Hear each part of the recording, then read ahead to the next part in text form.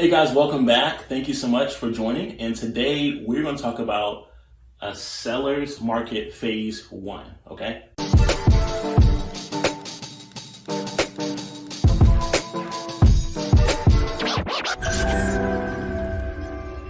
That's phase one, not phase two, not phase three. It's phase one. All right. Now I'm going to touch on the key characteristics of how you know that you're in a seller's market phase one. Now I want you to keep in mind that you may feel as though you're in a buyer's market in reference to your local economy that you invest in. And then you may see that on the federal economy, right, for the world, or for your country, you may see that you're in a different market, okay? So these characteristics can be placed on both, right? Whether it's your local market, so on the micro, and also on the macrocosm, all right? So here we go. First and foremost, we're looking at equilibrium, all right, equilibrium.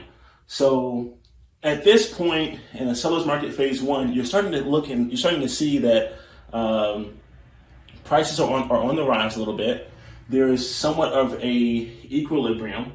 The media is happy, okay? So that means that your local media or national media is always talking about specifically real estate, okay?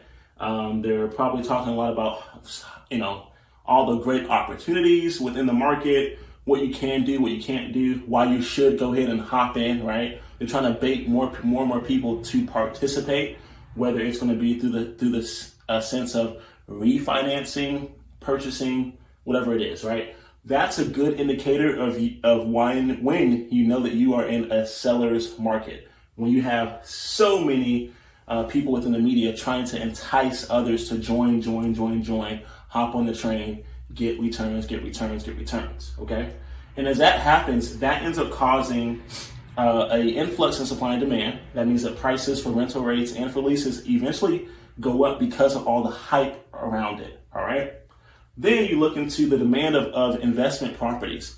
And so the demand begins to go up, okay? The demand begins to go up. And for many instances, the pricing of those investments reach an apex, means they reach the highest point at a seller's market phase one.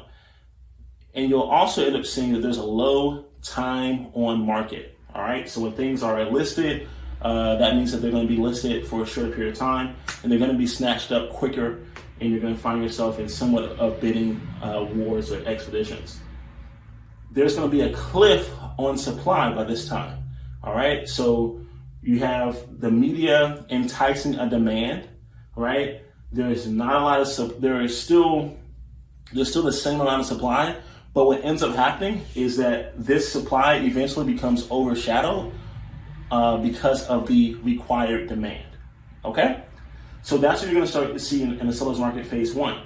This is going to be caused due to construction skyrocketing, all right? You're still going to have so much construction is taking place, and even the construction that took place from a buyer's market phase two is going to lead over into the seller's market phase one, and you're going to have a lot of developers scourging the earth for land or dilapidated buildings so they can go ahead and develop, redevelop, or build from the ground up, okay? That's going to cause prices to eventually begin to go up. And at this point, there's still a euphoria around euphoric type of emotion when it comes to the market because you still have employment and wages going up. So you're going to start to see that some of the minimum wage might increase. That's an indicator that you're probably in a seller's market phase one. When you have employment on the rise as well, you're in a market phase one as a seller. Okay, so keep your eye out on these things and be aware of when you should buy and when you shouldn't buy.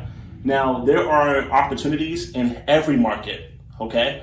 Especially when it comes to buying either businesses or even buying real estate, especially commercial real estate, because it really boils down to the individual economy of that individual, right? The individual economy of that person.